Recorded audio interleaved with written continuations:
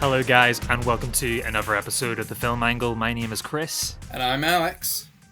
and I was sitting at home the other night, and I was wondering what to watch, and then suddenly, Alex, you messaged me and recommended a pretty smaller, not well-known French film called Athena, and you were super excited about it. And whenever Alex gets really excited, I get excited, and I kind of, I kind of had to check it out. Yeah, what kind of brought it to your attention, first of all? Do you know what?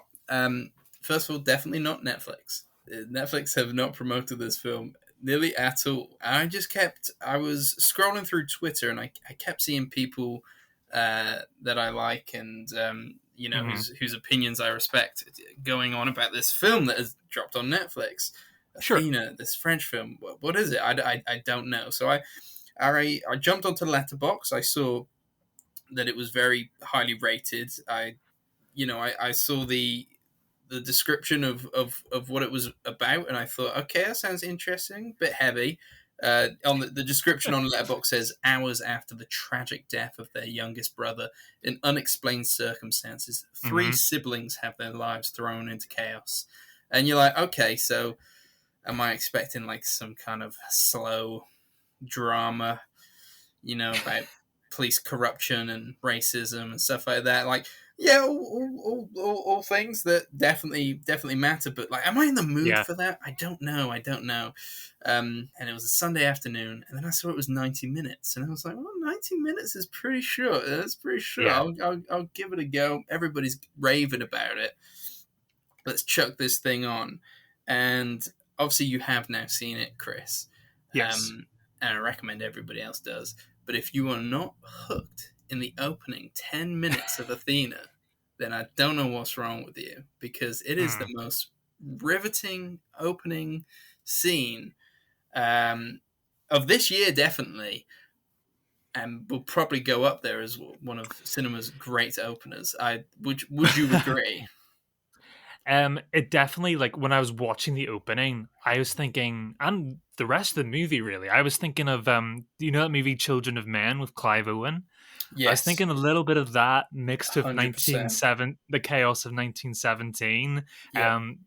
Those are pretty similar. I think probably, I don't know their inspirations for this movie, but kind of felt that way. But we've never seen a film kind of feature riots in such a, I don't know, a way that has this momentum. Usually, a riot is like a plot point in a movie or a big third act moment, but to feature your whole film around this is like some sort of like Napoleon esque, you know, Vive la France sort of power to the people sort of movement. But it's never been done in this way. And you're right, the opening catches you so off guard because you're expecting almost like a small indie um, retrospective sort of film, and it's not that. It's an angry film that gets off running from the start.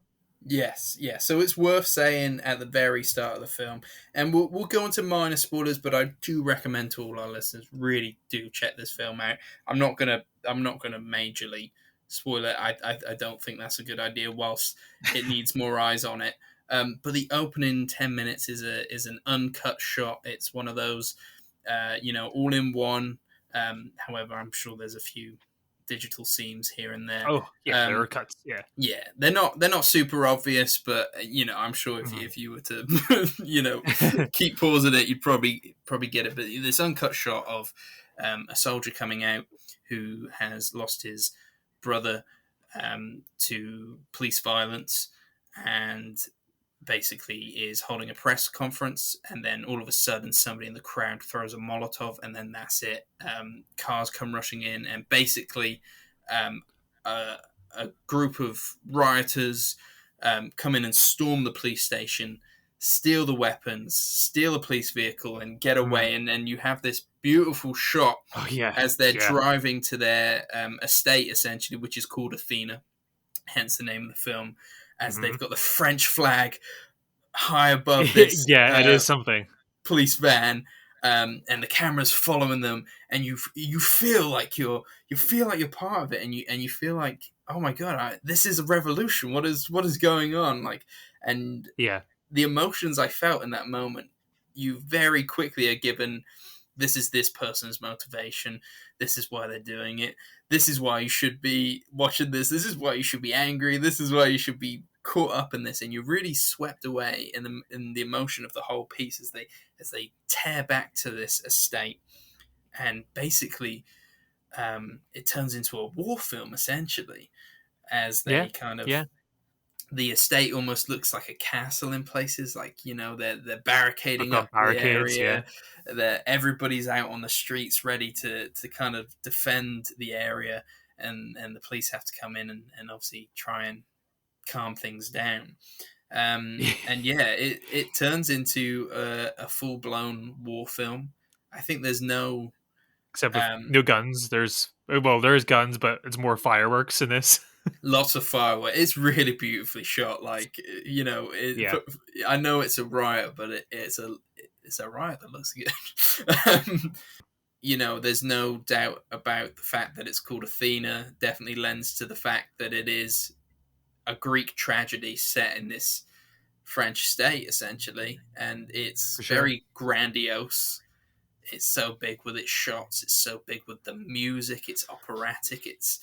It's really kind of I don't know the word. Just it's just big. Everything's so big about it, and it feels important and Yeah, and massive. it's very vital to sort of the time that we're living in. I wouldn't. I would. It's careful though. I don't know what the agenda of the movie is. Whether it is trying to say that revolution or we're heading towards this way is a good thing, or whether or not it's something both sides are misguided, both the police and the kids kind of getting revenge. I don't know how you felt about what the movie was trying to say. Um, Yeah, I think because I fully agree with what you're saying. It it's almost dangerous how much it glamorizes the aspects of revolution. I feel like, as you said, you get so enveloped in sort of the majesty and epic sprawlingness of fighting back that it almost feels like it's justified. Where I don't know if the movie really gives us enough sort of to say that what they're doing is wrong, because the police are quite demonized in it. Yeah, definitely. I think at the start you're very much swept away in the idea Hmm. that everything here is justified, and you also want to be there fighting. Like you kind of Oh like you yeah. kind of. But I think the film is about being swept up in the emotion and how that clouds judgment. Hmm. Because as it goes on, you know, for both sides, things don't appear to be everything they seem, and things Yeah. get out of hand for a lot of characters. And there's a lot of kind of lapse of moral judgment and just kind of twists and turns, which obviously we won't get Yeah. into. But I think that's what kind of maybe the director is bigger on the Greek tragedy of it all, and is kind Hmm. of using it as using an interesting setting for these kind of beautiful images. And maybe the politics get lost somewhere in it. Hmm. The police are demonized, no doubt, and it's interesting because you do get like a point of view from a police character. And I think that was their way of trying to do some kind of redemption, but it Yeah. didn't really But work for me because it was kind of like the only thing they were like, oh, yes, this policeman all the rest of the has police were kids. pretty brutal in it. Yeah. Yeah, and I think it was just a thing at the start where he's like, "Oh yeah, I have three kids," and you're like, "Is this all you're gonna give to kind of like Yeah. humanize this character?" But then again, how much do you know with the information that you're told at the start of the film? How much time do you want to give to the police there? I don't. I think we're not supposed to be on their side, and fair Yeah, enough. I was actually surprised that they gave us anything from that perspective. When that character is first introduced, the police officer, it's like I felt that we were probably only going to get one scene from that POV, and then he became a character in the movie, and kind of, as we know, gets wrapped up in the third act of the plot. But I think the whole movie kind of rests thematically on the shoulders of the actor. I forget his name. Is it Sami Slimane? He plays Karim, who is, Oh yeah, he is such a striking figure on the screen with this long, cascading, hair and this striking features and everything, and he's the one. He's kind of our main well, at the start, our main protagonist, who's sort of he is the one leading this rebellion. He is the leader, and he's the one who strikes first, and he's whose brother has died.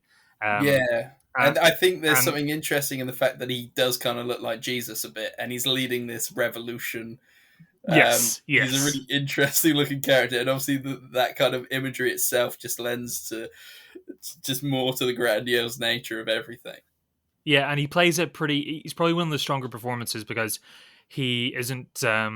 He can tell the anger on his face. He's completely like zoned in. It's like a predator on its prey. He's almost seeing past everybody around him. It's almost like everybody who's buffering around him, he's helping out in this sort of rebellion, is not even there. It's like he's using them to get to his target, and it's pretty striking, and it's that anger really definitely ripples through. I think onto it certainly rippled onto me. I'm sure it definitely did you as well. Yeah, I think if anything, he's the most kind of human character in a way. You have Hmm. you kind of understand his anger the most. You understand his um, lack And of he has judgment reservations as well. sometimes. And even just interesting scenes where he's the leader of this young army essentially, and then all of a sudden he gets a call from his mum, and she's like, just be careful, just make Hmm. sure you come back, and all that kind of thing. And Yeah. then obviously you get that kind of Yeah. somber moment.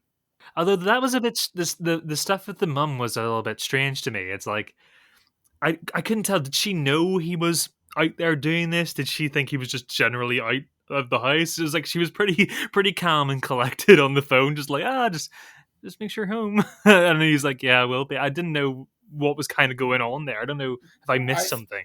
Well, I think she definitely. I think she knew because obviously there's a scene with his brother Abdul who he actually Mm, gets to speak to his mum, and she's very much on the side of let's burn this shit down, because you yeah. know um, she too Oh is yeah, that's true. grieving and angry, and is kind of understandable. Mm, Whereas and that's the obviously the nice kind of parallel of the brother who's full of anger and and wants to lead this revolution and essentially cause violence and hmm civil unrest. And then Abdul, who's the soldier who believes in justice will come. We just have to be patient. I'm sad. I'm angry as well, but justice is the kind of way, and how those kind of mm, collide is really interesting. yeah. Obviously, we're not like well, you don't want us to talk spoilers. But I feel once the movie kind of gets to its halfway point, a certain moment happens in the movie, and I feel it kind of takes a pretty gradual downturn.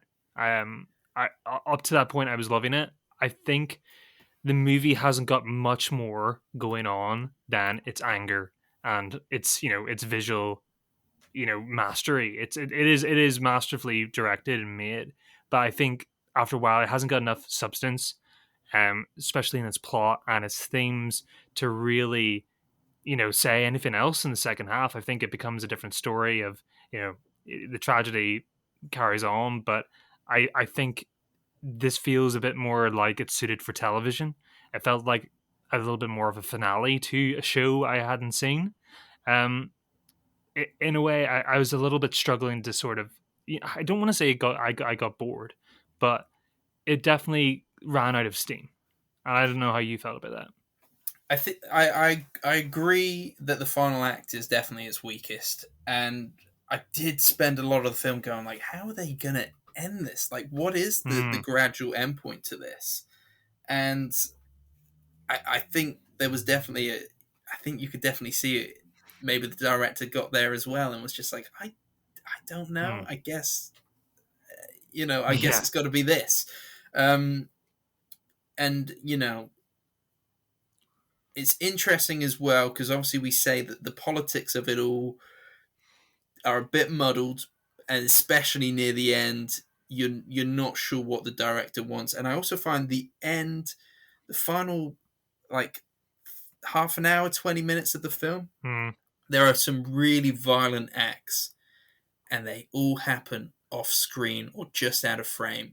And I thought that was really Yeah, it's fun. interesting. And I thought this is a Yeah, film with so much anger and fury, yet the director was almost scared of showing us the violence. And it was very interesting when that became apparent, because it happens twice in like almost quite quick succession. that's so funny. I thought the exact same thing when I was watching it. It's just like, this is an angry film, but the violence is almost like I couldn't shy. tell if, like, they just couldn't, if they, could they not just not couldn't do the makeup or something. Like, there's I think we can say there's a big beating. Is that the bit that you're referring to, where this character is constantly beating up another character, and it's all off screen, and it's like you're waiting for it to camera to turn or to cut to to a pummeled body, and it doesn't happen, and it's quite strange, and kind of doesn't really work with what the rest of the movie's doing. I completely thought the same thing when I was watching that scene. Yeah, it was almost like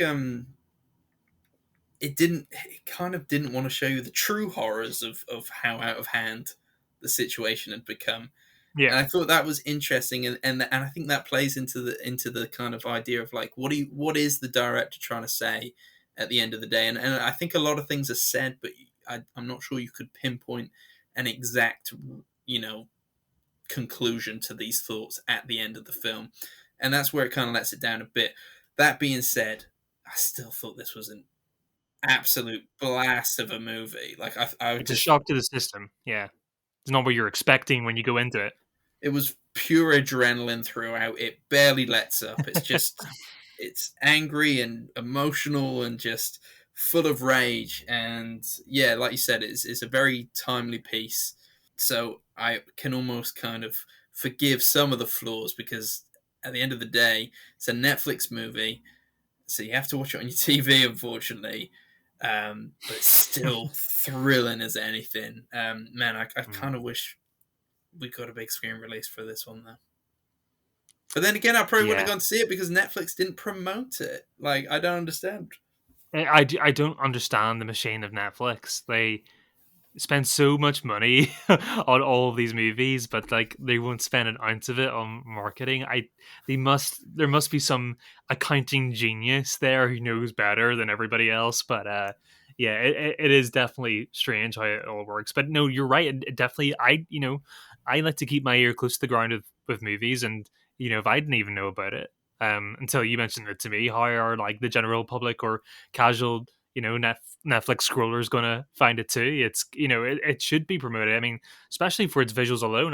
I find it's probably a very accessible movie because it hits the ground running. People are gonna really get a thrill out of how it looks, and it's not a hard story to follow. It's very engaging. I think even if you don't watch a lot of foreign cinema or French cinema, I think you're probably gonna come out of it, you know, pretty positive.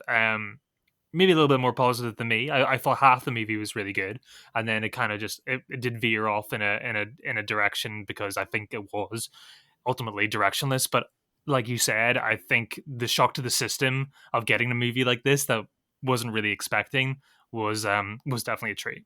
Yeah, I feel like there's always a few sleeper hits for me, Yeah, especially near yeah, the end of the year, whereas a film you didn't even know was coming out, you didn't even know you want, and you sit down and watch it, you're like, where the bloody hell did this come from? You know, and yeah, this was definitely it for me. So I was definitely riding high off that. But yeah, I highly recommend it to everybody. It seems to be getting a little bit of traction. I think you mentioned it was to me earlier that it I, was 10th now in the letterboxed like top yeah. films.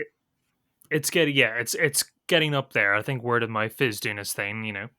So It worked in our case, so yeah, it definitely is one of definitely those word of mouth movies. Um, spread the okay, word. so spread the word. Absolutely, that's a thing that's currently streaming on Netflix.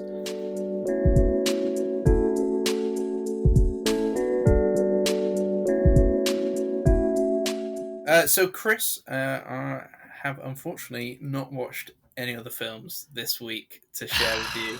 Actually, that is a lie. That Oh is a lie. man, I did watch Licorice Pizza again, but I'm not sure. Yeah, I think it's a very good film. it, I'm not well, sure if yeah, we but can we have a haven't talked discussion. licorice Pete. We We haven't haven't talked. talked licorice pizza before. It's true. It's true. We could talk licorice pizza. We have a brief licorice pizza. Paul Thomas Anderson. His Yeah, I love latest it. film in the UK. It came out January, I think, because I saw it on my Hmm. birthday. I really, really Yeah, enjoyed it. pre-Oscar season. Um, Paul Thomas Anderson never fails really to kind of his Uh, films are so interesting, and it almost felt like his like I feel like there's a bunch of directors at the moment doing their kind of 70s Hollywood films. yeah. Their kind of love letter to them. Obviously, Quentin Tarantino Hmm. with Once Upon a Time in They're of an Hollywood. age, yeah. This one less film orientated, but like nostalgia for the time. And then I think next year we've got Babylon coming out, which is That's Damien Chazelle, yeah. Damien Chazelle's, ode to Hollywood. But he's always Damien Chazelle. Yeah, Damien Chazelle doing another movie about Hollywood. Yes, yeah, That's like yeah. his thing now. Though that being said, I kind of truly fell in love with him after First Man. I was a big fan of Whiplash and La La Land. La La Land, but man, First Man, I love that I, film. I I have to agree with you, and that's saying something from me because I'm a big music or musical person, and I fell in love with First Man more than any of his movies, and that's probably like his least. All of his movies are well regarded. I think it's fair to say, but Yeah, First Man is like the one that people were like, it's okay, and it's like one of the best introverted character studies I've ever seen. It has like the best opening scene I have seen in the film in like the last 5 years. yes, And one of the incredible performance, and I never got a movie that really captured sort of how fragile going into space is. Like whenever you get the yeah, shots of the rocket going up into the sky and you can see the rivets shaking and everything's horrible and DIY. And no, that movie is awesome. And yeah. yeah, I go on a Do you, tangent do, about Damien Chazelle, but I well, love that movie. just to carry on the tangent, do you think Top Gun Maverick kind of took a lot of inspiration from that opening scene? I felt That's funny. I felt Yeah. there were a lot of parallels to that opener between First Man and Top Gun Maverick of them kind of flying this experimental thing, pushing it to its limits, and kind of really setting up the kind of characters in such an interesting way. I thought they Hmm. kind of played the same beats there, No, but that's not shade to Top Gun Maverick. You gotta steal from the best. I think. yeah, they are both the same scene, but like in a different genre, and they both do their own thing really well. But that's a really good comparison. Yeah. What we were even talking about? We were talking about Licorice Paul Thomas Pizza. Anderson, Yeah, Licorice Pizza. licorice Okay, pizza. Really good. Kind of unconventional love sweet. story. I think from my first viewing, I was just like, I don't want these guys to get together, and I thought maybe that was the point, is that they weren't that suited for each other. Hence, the title of the film was Licorice Pizza. Those are two things that don't go together. But I still kind of fell for it. Um, and I fell for it a second time That's a around as really well. So interesting way to look at the title. that's how I always saw it, because it's such a mishmash of scenes. Ah, I took it way more literally because isn't Licorice Pizza kind of what they used to call vinyl record shops in in the 60s and 70s? It was like a term, but you're right. Like I never thought about it that way. That actually that's a really clever way of thing. I never thought about it that way. But yeah, it's a really sweet story. But yeah, they're two people that are ultimately not right for each other, and the ending can be read in like two different ways where they kind of. I think I only seen it the once, but don't they walk off into the sunset sort of together, so to speak?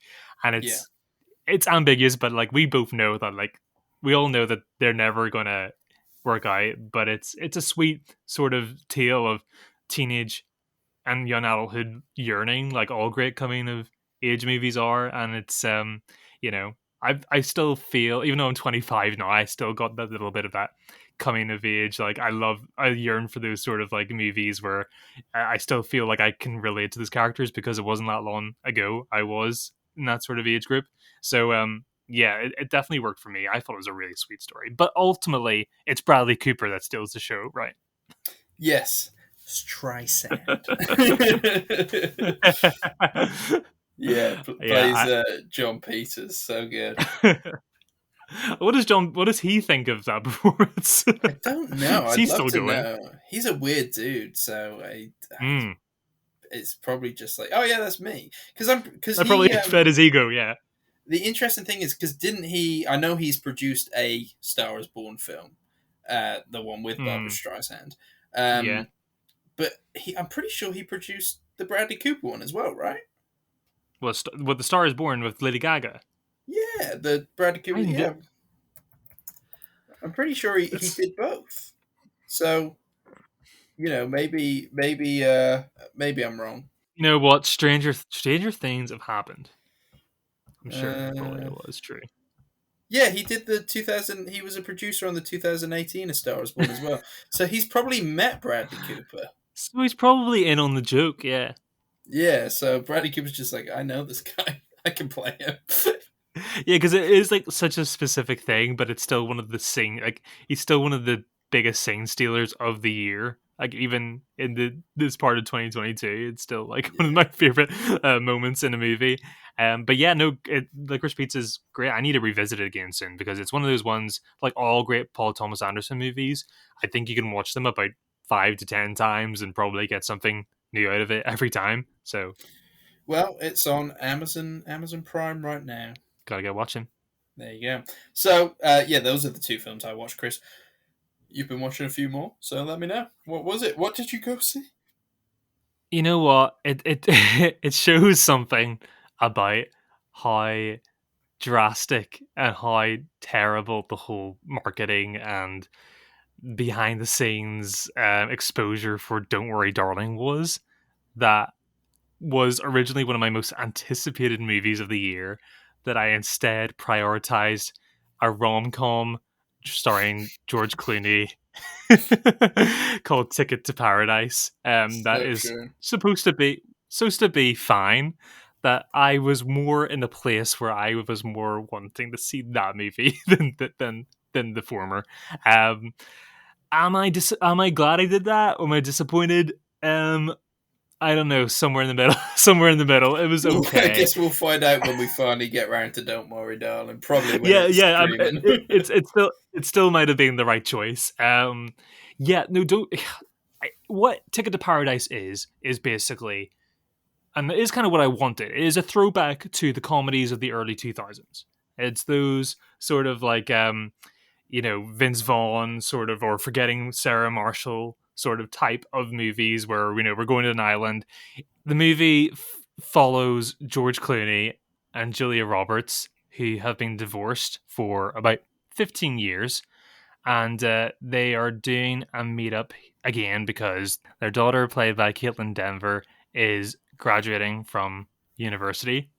Um, so they begrudgingly have to meet up again, and so to celebrate passing law school, Caitlin Denver and her friend, played by Billy Lord, who we absolutely love from movies like Booksmart and from Star Wars. I'm a really big fan of hers, so I was really excited to see her in this movie. She plays like the quirky kind of best friend, which is a typical trope as well. And they go off to um, Indonesia together.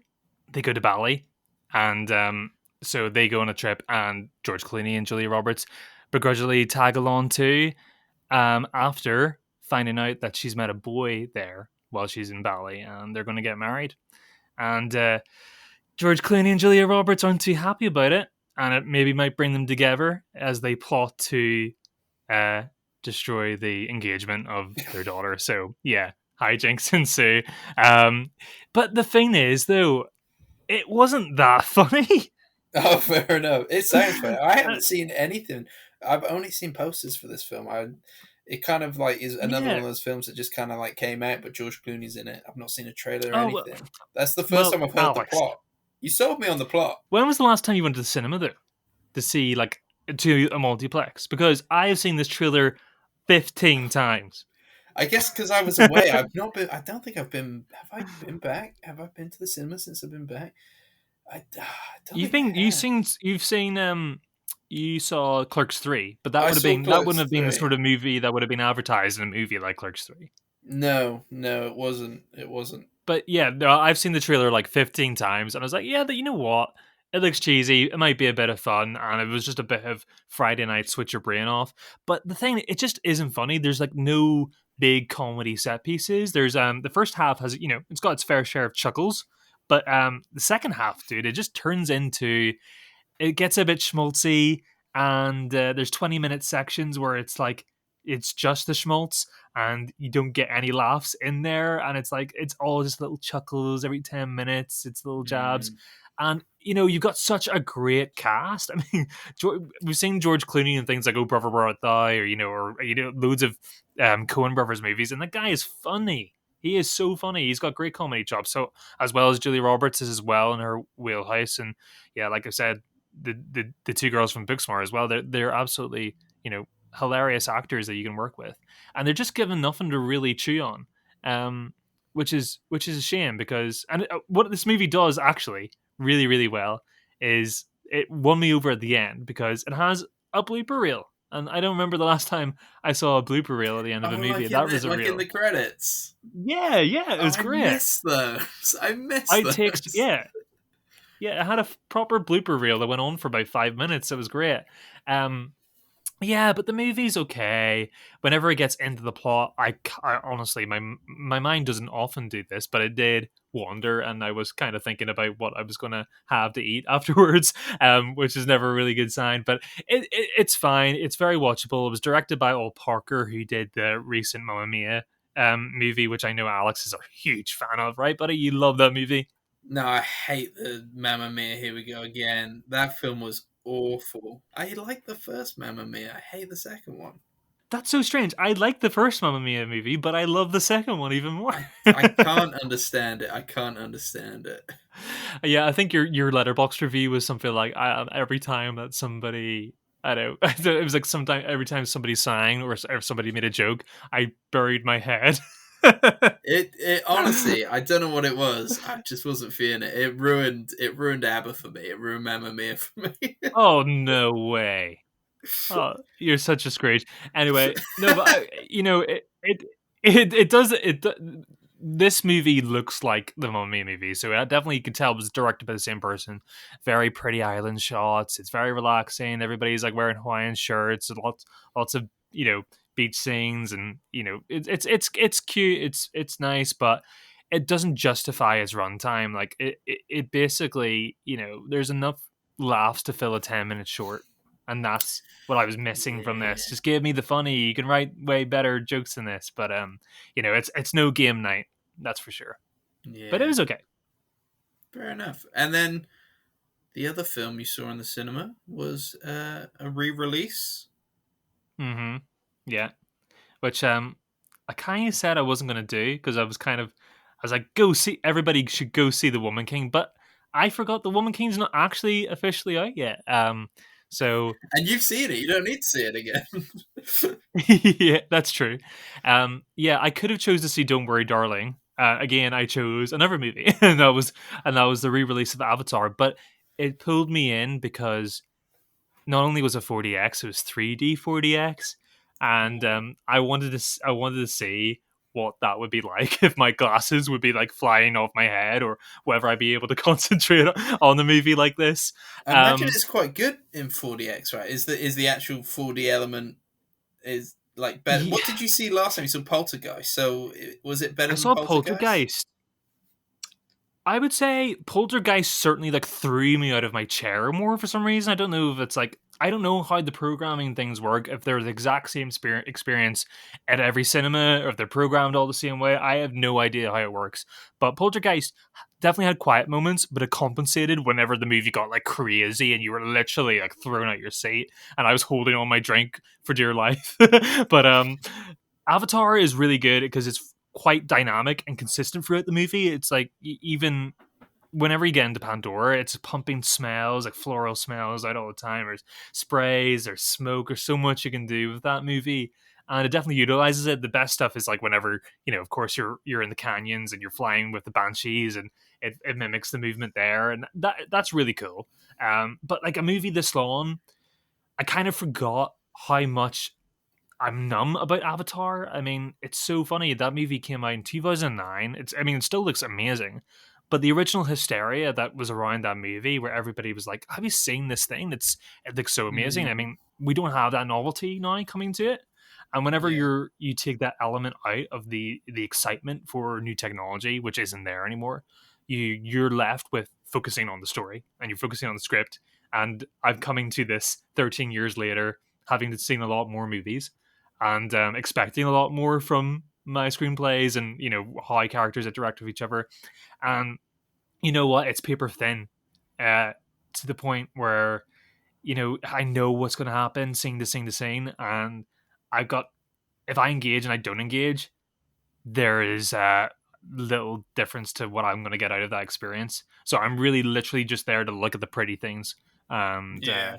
yeah, it's just been a thing with James Cameron movies in general, though. I mean, I think he's definitely a pioneer. He's somebody who's really forefronted the blockbuster genre and brought exciting new technology and really innovated in exciting ways. But he just needs to give other writers a shot. He needs he doesn't have to do the whole thing all the time, and I hope he's learned a few lessons. I don't know if he's completely writing the new Avatar movie himself. I don't know if you can enlighten me there, but he might be. I don't But know. yeah, I was gonna say that I think something like about the first one as well is that the marketing campaign for it was great because we all kind of like knew that James Cameron was cooking up something big, but we weren't one but it hundred was a percent word of sure mouth. what it was gonna be, and it was just like this really interesting. Like it built up so much suspense of like this is gonna be something special. I'm not 100% sure what it is, but it's gonna be big and unlike anything we've ever seen before. And like you said, the word of mouth was crazy. I remember going to see it in 3D, um, telling Yeah, everybody same. I knew about it. I returned to the cinema to like go watch it again, Yeah. with my family and stuff, and it was very much just like you've got to see this. It's insane. I haven't returned to Pandora in a long time, and I will before the new one comes out. But yeah, Mm, it hasn't got that lasting like mark on the culture. I feel like it's been a little too long. I am excited for the new one, but I don't think it's going to reach mm, the kind of money heights that the first one did. That is the biggest film ever and still is. Will the second one get close? I don't know. We'll see. We know what mm. to expect I, this time around, I think. Incredible visuals and a big mm. old Oh, film. definitely. They showcased actually the trailer for the new Avatar movie Oh, in yeah. 3D and with 4DX on, so they applied it to the trailer as well, which is Oh, really cool. nice. And the 3D, the movie looked way more impressive than the movie I actually ended up watching afterwards. Yeah. So it So, did get me really excited. was that the trailer us people who haven't seen So it, the tra- the re release, no, haven't the seen trailer. yet? The trailer we've all seen, but they added 4DX and 3D into it, and it was just like you got the whole depth of field in there, and it looked gorgeous, and it was they really like enhanced. I don't know if the final movie will look that good because it was really impressive, Yeah. but I'll be excited to see it. At the end, there was the main reason I went to go see this, was my intrigue that they were showing a post credit scene, and they do pretty soon afterwards. They show an upcoming clip for the new Avatar movie, Yeah. which was pretty interesting. I mean, it was just more. It was a small scene focusing on a young, like Navi teenage boy who is he's out in the middle of the sea. It's kind of nondescript about it, but he is riding on this giant whale creature. He's got this sort of giant metallic anchor weapon thing inside of stuck in its fin, obviously done by humans. I think it's hinting at. And Yeah. the young boy, he pulls it out, and him and the creature have a bond, and then they spend the next sort of 2 minutes kind of swimming together in the ocean, and it's showcasing all the beautiful visuals and showing off the technology. And yeah, it looked great. It looked like an Attenborough documentary. It looked amazing. How sexy is that water? Because the water in the trailer for it looked sexy. It is pretty sexy. I mean, I'm surprised the movie only cost $250 million, to be honest. How much did it cost? I mean, at the minute, its budget's at $250 million. Oh, Um, yeah. that's like the all the Marvel movies are like that. So like, then it's pretty crazy, like seeing how he's basically invented new technology. I mean, we had underwater mocap before, and this is like a Yeah, new thing. But no, but interesting. it definitely was interesting. I was tired. I wasn't home until 12:30, and then I had to get home. I had to wake up at 6 o'clock in the morning. So I'm still that was last night, and I'm still riding off I don't know, non-existent adrenaline and coffee. All for a film that you've seen before. All for a film that is seen that I feel pretty indifferent about. But nevertheless, I'm still really excited for the new Avatar. So it had to be done at some point.